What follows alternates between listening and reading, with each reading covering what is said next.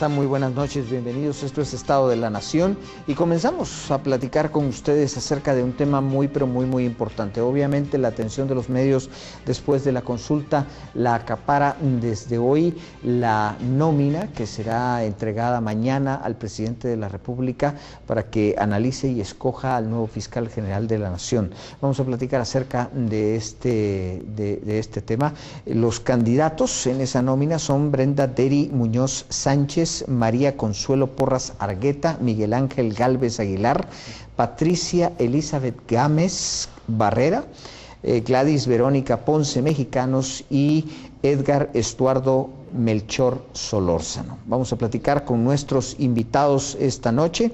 Se encuentran conmigo Omar Barrios Osorio, el licenciado Omar Barrios del Centro de Estudios de Derecho, y también el licenciado Osvaldo Samayoa. Muchas gracias a ambos por estar acá con nosotros. Licenciado Barrios, ¿cómo ve la nómina? Bueno, yo creo que más que analizar la nómina, habría que ver el origen de la nómina. Quiénes llegaron a integrar esa nómina por descarte, y por supuesto lo más preocupante es esta nómina diseñada para que decida en qué situación y contexto está el presidente. Veo una nómina equilibrada. Realmente los candidatos ahí son 4, no son 6. Constitucionalmente la nómina es de 6, pero no creo que Ponce y Melchor tengan alguna opción. Yo creo que fue una estrategia de la comisión de postulación para que algunos candidatos de los enquistados y otros de las sectas no ingresaran. Fue una estrategia bien interesante, ni yo me la hubiera previsto.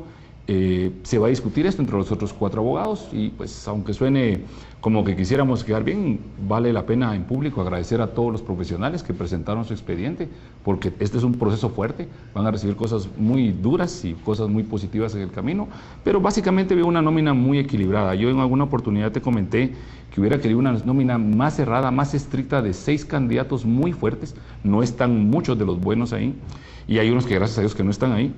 Y el presidente de la República tiene ciertas limitaciones para tomar sus decisiones. Entonces una nómina más fuerte hubiera sido mejor, pero creo que hay suficientes personas ahí óptimas para poder enfrentar lo que significa administrar lo que es la labor fiscal, el estricto cumplimiento de la ley, como la persecución penal. Se hablaba de que lo que había y sobre todo lo que resultó del descarte final eran candidatos. Los escogidos son candidatos que mínimamente están alejados, digamos, de ser los que corresponden a intereses ideológicos de uno u otro lado. ¿Podemos decir eso realmente? Yo creo que sí. Yo creo que hay algo importante que hizo la comisión de postulación hoy al ver su proceso de votación, y fue incluso que decía, este candidato tenía una tacha, la logró desacreditar, logró votar esa tacha, pero socialmente se le ha señalado a él de no ser la persona más idónea, y yo no voy a comprometer el voto cuando la sociedad me está diciendo que no por él.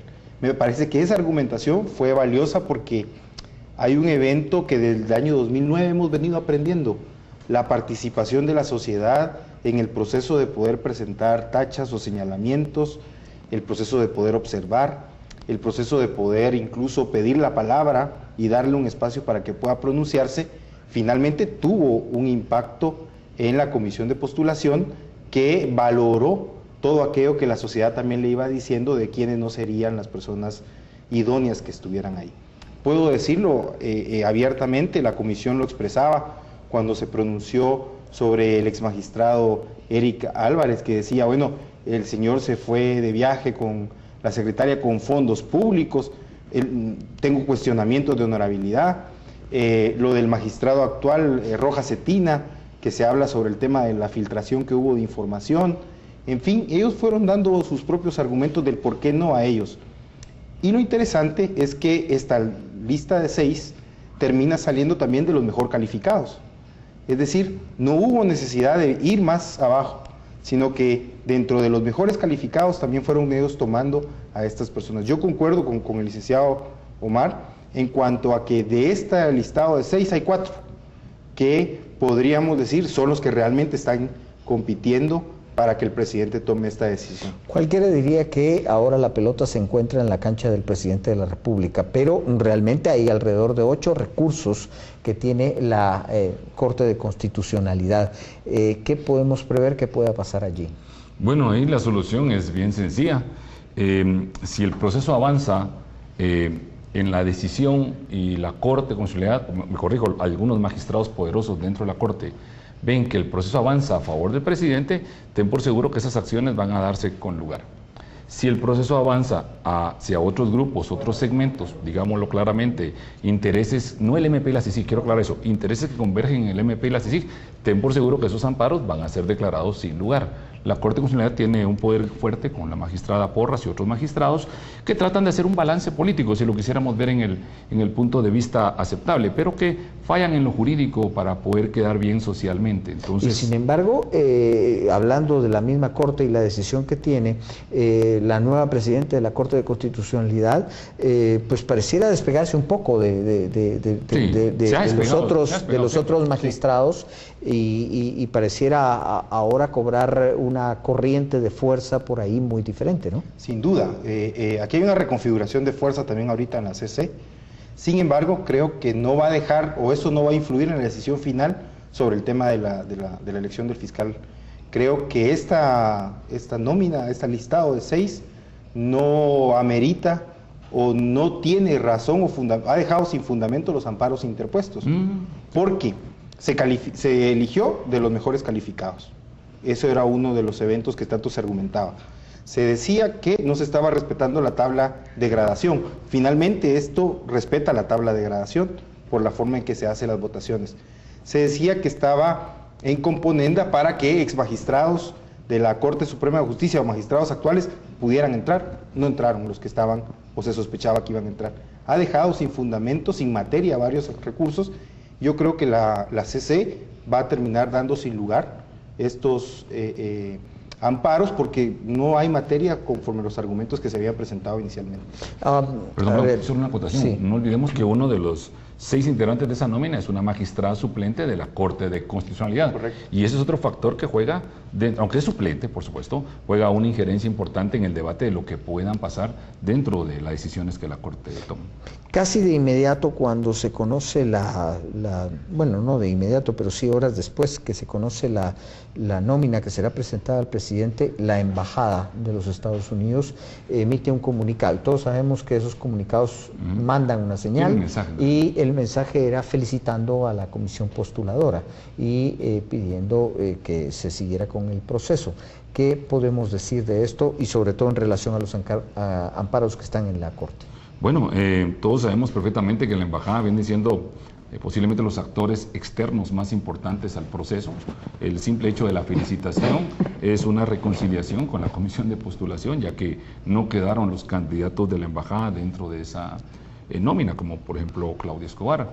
Definitivamente el que se mande ese mensaje y que se reconozca el trabajo de la comisión de postulación es necesario. Le llovió palo a los comisionados por todos lados, presiones mediáticas, etcétera, y hicieron un trabajo aceptable. Podría haber estado mejor, pero versus las oscuras componentes que hemos sufrido de comisiones de postulación anteriores, creo que estamos ante una de las designaciones más transparentes, más equilibradas que hayamos podido ver. Y el mensaje, por supuesto, también de la Embajada es colateral. Estoy felicitando a la comisión de postulación, pero para que el que viene ahorita, la segunda parte, que es el presidente, también entienda de que él merece una felicitación así, si por supuesto se elige dentro de los cánones que establece la Embajada. Y pues no hay que tener mucho contexto nacional para entender realmente el poder o la injerencia que tiene la Embajada. Ahora, esto entra en el plano, bueno, pasó la comisión de postulación y entra en el plano ya de la elección política. Es el presidente, sí. Muchos hablaban de que el presidente no eligiera, el presidente constitucionalmente sí. Tiene que elegir y es él el que tiene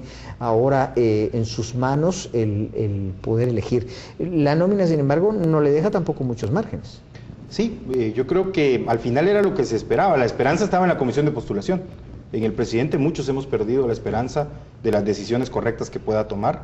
Hemos visto muchos desaciertos y entonces decíamos, si la comisión de postulación presenta un listado de 6 dentro de los parámetros y los estándares de lo que esperamos, bueno, no importa a quién vaya él a tomar esa decisión. No obstante, creo que la sociedad civil y la población empieza ahorita también a hacer una presión importante sobre el presidente para decirle, bueno, de este listado de 6, queremos al intachable, queremos a la persona que realmente nos garantice continuar con la lucha contra la corrupción, fortalecer el Ministerio Público, hay muchas áreas en el Ministerio Público que aún están pendientes de atender y necesitamos que se enfoque en esto. Para eso se requiere alguien que sea un profesional que, más allá de sus conocimientos en materia penal, sea de reconocida honorabilidad, no pueda yo reclamarle eventos de corrupción y realmente me haya demostrado permanentemente ser transparente. Ahora, eso es, digamos, era parte del trabajo de la comisión. Correcto, correcto. O sea, se supone que los que quedaron en esta lista pasaron ese filtro. Los 6 están en condiciones, si lo quisiéramos ver sin querer, vamos a ver, quitemos el contexto y todo el tema político, lucha, corrupción, quitémoslo. Tratemos de pensar que Guatemala es un país normal. Yo sé que es difícil, ¿verdad? Pero tratemos de pensarlo. Piensa entonces realmente cuál es el sistema. Tienes a 6 candidatos, 6 postulados, ya no son candidatos, esos son 6 postulados, que no deberían ponerse en vertical, tienen que ponerse en horizontal, porque ahorita no importa que una sacó 75 y la otra 63, no, aquí ahorita ya no hay nota, la nota solo es una asignación que se da para poder poner un orden a la hora de consideraciones. Ahorita los 6 están así, en horizontal, por muy baja nota que tuviera Melchor o Ponce versus el caso de la magistrada Porras o de la magistrada Muñoz, licenciada Muñoz, todos están ahorita en el mismo balance, en esa calidad. Hay que verlos, que ahorita van a venir, que este pertenece a este grupo, que este pertenece a este segmento, pues ese ya es el contexto real, ¿verdad? De esa lucha de equilibrio. En este momento se convierte ya en una elección política. Sí, de hecho, sería muy importante que el presidente pueda invitarlos a los 6, entrevistarse con ellos, conocer sus planes, tener claridad sobre qué objetivos tienen ellos planificados, para informar mejor su decisión política que va a tomar. Porque como bien dice el licenciado, los punteos que se dieron ahorita en la comisión de postulación pasan a un segundo plano, se viene este evento de poder evaluarlos a cada uno y entender el presidente que tiene muchísima responsabilidad en esta decisión. De hecho, hemos llegado a decir, en mi caso, de que incluso una mala decisión presidencial le puede costar hasta el puesto, al tenor de cómo están los contextos y las coyunturas actualmente en el país.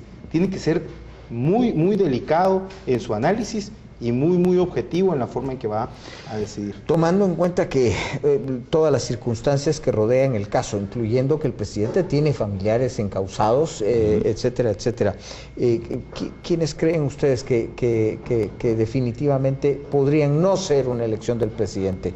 Se me ocurre que el juez Gálvez tiene pocas posibilidades en ese camino. No, creo que no. Creo que en ese contexto, tú acabas de citar algo bien importante, el presidente actualmente no va a ser como el caso del presidente Otto Pérez o de los presidentes anteriores que han podido designar al magistrado. Esta es una designación que es condicionada, porque solo puede designar entre esos 6.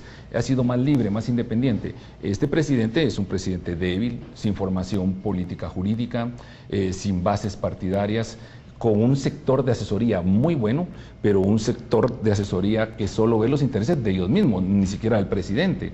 Y aparte de esto, aquí sí quisiera acotar algo importantísimo en lo que dijiste.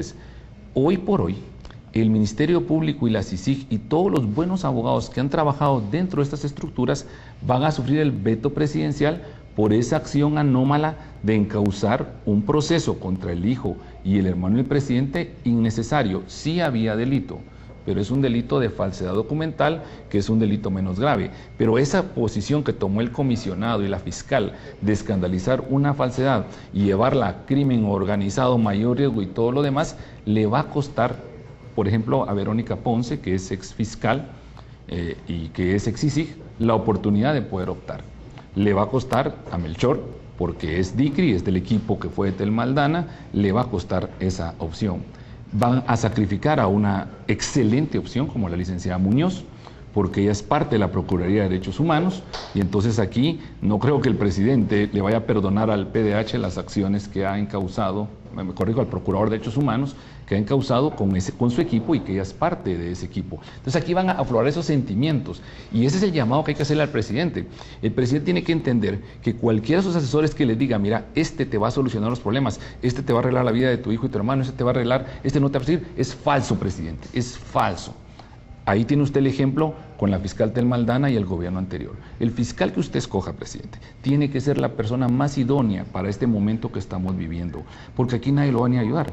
Si quieren realmente que el presidente ayudarlo, mejor que le contraten una buena asesoría de defensa, porque quien le ofrezca algo al presidente simplemente lo está engañando, lo están estafando como lo hicieron oportunamente la fiscal y el comisionado. Entonces, bajo esa premisa hay que sacudir al presidente desde la forma positiva de las presiones para que él pueda retomar con esta decisión que va a asumir un poco de dignidad presidencial, por lo menos que Guatemala diga, bueno, qué presidente más inútil, pero eligió un fiscal que nos dio oportunidad. Él tiene que tomar esta decisión ahorita como su última oportunidad de gobierno, en la que realmente hace que, si no lo lleguemos a respetar, por lo menos lleguemos a valorar esa decisión y que eso subsane muchas deficiencias que ha tenido en el gobierno. Digamos que el presidente tiene que pensar en los intereses de la mayoría de la población.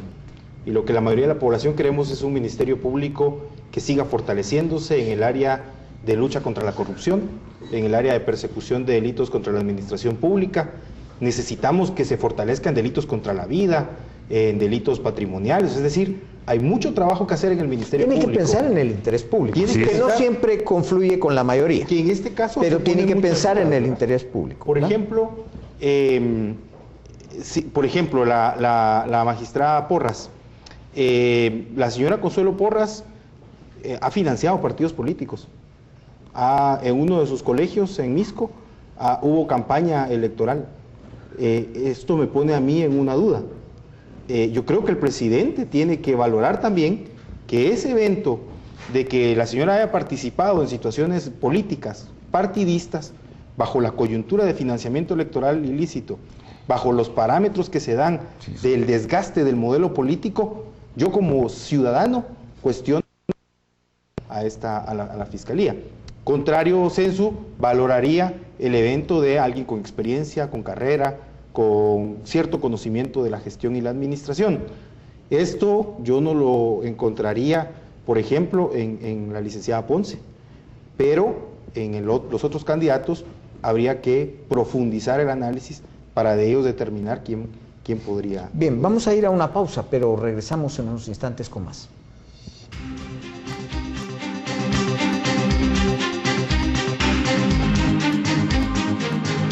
Continuamos esta plática con nuestros invitados, el licenciado Omar Barrios y el licenciado Osvaldo Samayoa, platicando acerca de la próxima elección. La tiene pues para meditarla el presidente de la República, sinceramente, en los próximos días. Muchos hablan, y se habló en medios, columnistas, en redes sociales, que esta iba a ser una decisión rápida, de unos 3 días no más. ¿Ustedes estarían de acuerdo con eso?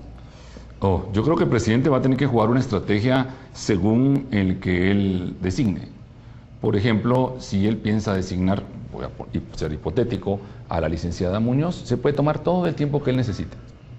Pero si va a designar a otra persona que no sea ella, por ejemplo, va a designar a Porras o va a designar a Melchor, va a tener que jugar con los factores tiempos. ¿Por qué? Porque a más cerca esté él de la toma de posesión, menos posibilidades que acciones procesales que se tomen contra ese nombramiento puedan proceder. Es decir, repito, si el presidente ahorita tomara la decisión, que debería poderlo hacer inmediatamente para que estas personas puedan ir con el equipo de la licenciada Aldana y hacer el proceso de entrega de cargo, porque eso sí es necesario. Esto es hasta más importante que tomar el Ejecutivo, porque el Ejecutivo es un ente que ya funciona estructuralmente. En cambio, el Ministerio Público depende mucho de las políticas públicas que estén en trámite, el proceso que está ahorita, de las audiencias, de las aprehensiones, de los casos de mayor riesgo. Es bien delicado entregar la política criminal. Esa transferencia de poder es bien delicada. Por lo tanto, el presidente, a más rápido tomar la decisión, mejor. ¿Por qué no debería tardarse? Porque el equipo de asesoría de él tendría que haber analizado candidato que entregaba su expediente, tenía que ser ya analizado por la inteligencia de asesoría del presidente. No debería estar ahorita el presidente viendo a ver, bueno, ¿quién de estos 6 voy a entrevistar a uno? Yo no digo que las entrevistas no sean buenas, yo no digo que no, creo que son necesarias, como bien lo decía Osvaldo, porque es importante conocer los planes de trabajo, aunque yo siempre he dicho que no deberían los candidatos traer un plan de trabajo, debería ser el MP el que contenga ya con sus políticas públicas definidas por sindicato, asociación de fiscales, sociedad civil, y decirle, bueno, fiscal nuevo, esto es lo que usted tiene que venir a hacer, pero bajo la premisa que cada quien diseñó un plan de trabajo y que puede fortalecerse con las ideas de todos los candidatos, porque hay muy buenas ideas presentadas por los candidatos, hasta por los que no pasaron a esta nómina, fortalecer un buen trabajo. Entonces, entre más rápido, mejor. Pero acuérdate, según el candidato, así se va a tomar el tiempo. ¿Qué pasaría en este caso, porque no podemos olvidar los recursos que están allí, ¿qué pasaría si la Corte ordena pues revisar el proceso e iniciarlo de nuevo? Porque esa sería lo que podría decir la Corte. Digamos que, bueno, hay que tener algo antes a esto. Recordemos que la Ley de Comisión de Postulación ordena publicar el listado de los 6 en 2 diarios de mayor circulación y 1 en el diario oficial, para admitir todavía algún tipo de señalamiento e impugnación de la ciudadanía sobre alguno de los candidatos. Correcto.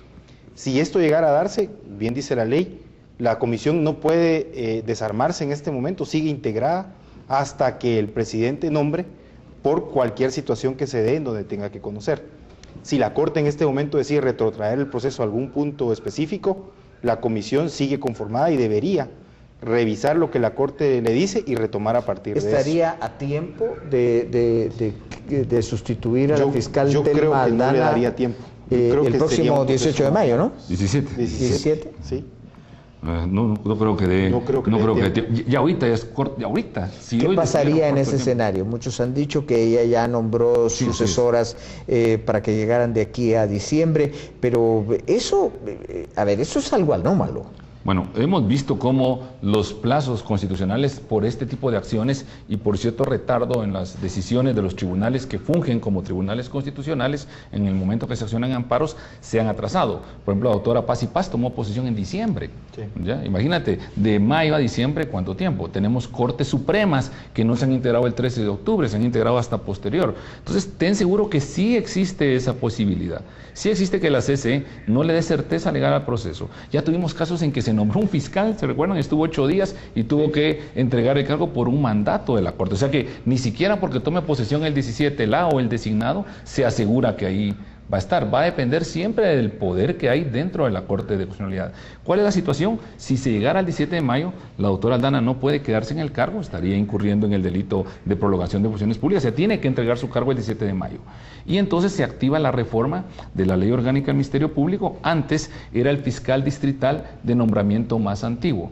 Hoy ya existe una nueva norma que establece que cada inicio de año... Esa es una reforma a la ley del Ministerio Público, Así pero es. nunca puede ser superior a la Constitución de la República, y eso es uno de los errores graves, porque entonces también es otra anomalía. El que ocupe esa silla tiene que haber pasado los filtros que tenían que estar dentro de la comisión de postulación. Sí, digamos que con la reforma lo que se buscó fue una salida formal, digamos, al evento, que si se daba esta situación, la fiscal pudiera dejar a alguien designado que le dé seguimiento mientras el presidente o la comisión lo resuelve. Creo que para muchas personas era una salida fácil, el decir, bueno, que nombre a quién debe sucederle. Para otros es una situación discutible, en el sentido de que prácticamente sigue teniendo algún tipo de injerencia en el evento de la administración y gestión del Ministerio Público. Sin embargo, a mí me parece que es una salida que está prevista para que el proceso no se extienda tanto. Es decir, todo o cualquier circunstancia, y por eso lo decíamos desde el año pasado, la comisión debe de conformarse no necesariamente 3 meses antes, tiene que ser un proceso mucho más largo que les permita desde, si es ahorita en mayo, desde febrero haber tenido ya toda la propuesta terminada para poderla presentar y todavía tener 1 mes, 2 meses para poder tener esta discusión. Entonces me parece que esto está basado en algo que mucha gente criticó cuando se dio la reforma. La gente decía, esto nos pone en crisis, ¿qué pasa si es un mal fiscal? ¿Qué pasa si se extiende y se va a poner a esto? Es que la crisis o ese evento precisamente nos pone como sociedad a discutir en el antes. ¿Cómo mejoramos todos los procesos anteriores para evitarnos este tipo de situaciones? Sin embargo, es algo que no estaba contemplado en la ley. Es No algo estaba, que sacan hasta la reforma. para cubrir el problema que hubo la vez pasada y el que ya citaste. Tiene razón, José Eduardo. Y tiene razón porque lo que hay que tener presente es que ese tipo de reforma se hizo para cuando la fiscal Aldana está cansada y se va de vacaciones. O se va a un viaje importante como a Brasil, a ver el caso Odebrecht, entre comillas, el cercano. ¿Ya? Entonces, acoto, para eso está, para que siempre se quede alguien a cargo. No se debió haber diseñado para que se quede alguien después del 17 de mayo, correcto, porque constitucionalmente no se debería dar este problema. Correcto. O sea, ten presente que el constituyente jamás pensó que la Corte de Constitucionalidad, que la Comisión, iban a fallar con esa fecha. O sea, el sistema no está diseñado para un montón de impugnaciones gratis o problemas que te traen a colación. Entonces la ley lo que trató de hacer, en base a los principios administrativos, es, bueno, si no está el fiscal no nos podemos quedar acéfalos, entonces que exista alguien que sostenga eso, pero se corre el riesgo, como bien citaba Osvaldo, de que esto pueda alargarse el tiempo que la Corte de Constitucionalidad quiera. Pero así como corrieron para un amparo para el comisionado, así como corrieron para un amparo en otras cosas, pues ojalá que corran para darle certeza a esto, porque la verdad no se vale Corte de Constitucionalidad. Bueno, yo les voy a pedir algo sui generis. ¿Cuál es su apuesta? Wow. Yo te podría decir, en la primera pregunta me gustó más cuando me dijiste quiénes no. Yo me decantaría por la abogada Gámez y la abogada Muñoz. Creo que Gámez creo que es la más equilibrada y menos señalada, tiene una dosis inclinada pro MP, pro CICIG, pero muy independiente, con mucho carácter. No creo que sea alguien tan fácilmente manipulable. No creo que le vayan a encantar los cócteles de los diplomáticos, no, ella no se va a tragar eso. La abogada Muñoz es una abogada con mucha experiencia, hay algo que me gusta mucho de ella, es que fue fiscal. Yo siempre he dicho que este era un puesto para un fiscal regional o distrital. No están, pues tenemos que optar por esa opción. Yo sé que Gálvez es el favorito de la sociedad. El juez Gálvez es una muy buena persona, yo no jamás dudaría de eso. Es de los pocos jueces que me da un buen trato en audiencia, ¿no? Porque muchos jueces no quieren ni hablar contigo. El juez Gálvez tiene ese don de poder atender a la defensa del Ministerio Público por igual, no tiene esa acotación de otros jueces, pero creo que no podría administrar algo tan importante, interrelevante como el Ministerio Público. Y yo sé que la experiencia fiscal, muchos me lo dicen en el caso de la licenciada Ponce, yo la enfrenté como abogada defensor, es una fiscal con una carencia de objetividad, no me la quiero imaginar, si como agente fiscal hacía lo que se le da la gana, ¿qué va a hacer como fiscal general de la República? Y pues la experiencia no me cuenta a mí en años, me cuenta en casos ganados. Y si yo le puedo ganar a ella siendo fiscal general de la República, yo me pondría en análisis de 3 personas, ¿verdad? La licenciada Brendaderi Muñoz, la licenciada Patricia Gámez y el licenciado Gálvez. Creo que en ellos 3 se centraría yo mi análisis para poder tomar una decisión, y de ahí creo, históricamente, hasta hoy, las mujeres han resultado ser, o tener fiscales, muchísima capacidad de gestión, de administración y de dirigir al Ministerio Público. Quiero hacer una acotación. Esa es una decisión parcializada, porque es casado. Entonces los que somos casados siempre vamos a decir públicamente que las mejores dirigen mejor. Pero yo creo que históricamente las mujeres han dado una muestra importante. Ahora, evidentemente la sociedad, a quien vemos imparcial, a quien hemos visto más llegado al tema de luchar contra la corrupción, es al juez Gálvez. Y entonces creo que muchos podríamos decantarnos por decir queremos que el juez Gálvez sea el fiscal, ¿no? Ya algo que se me olvida por el tiempo, Porras ya estuvo en la nómina anterior, la magistrada suplente que ahora está en la nómina postulada, fue la segunda opción en la nómina anterior. O sea, estaba Telma Aldana y después venía ella. O sea, es una persona que ha participado y que conoce el tema. Yo siempre la agrego porque hay que saber, por lo menos acotar que conoce el tema. Bien, hemos llegado al final. Muchas gracias a nuestros invitados esta noche, el licenciado Osvaldo Samayoa, el licenciado Omar Barrios Osorio. Muchas gracias a ambos por estar con nosotros. A ustedes también, muchas gracias por habernos acompañado, y como siempre les hago la invitación, viene el deporte, vienen los protagonistas, vamos con ellos.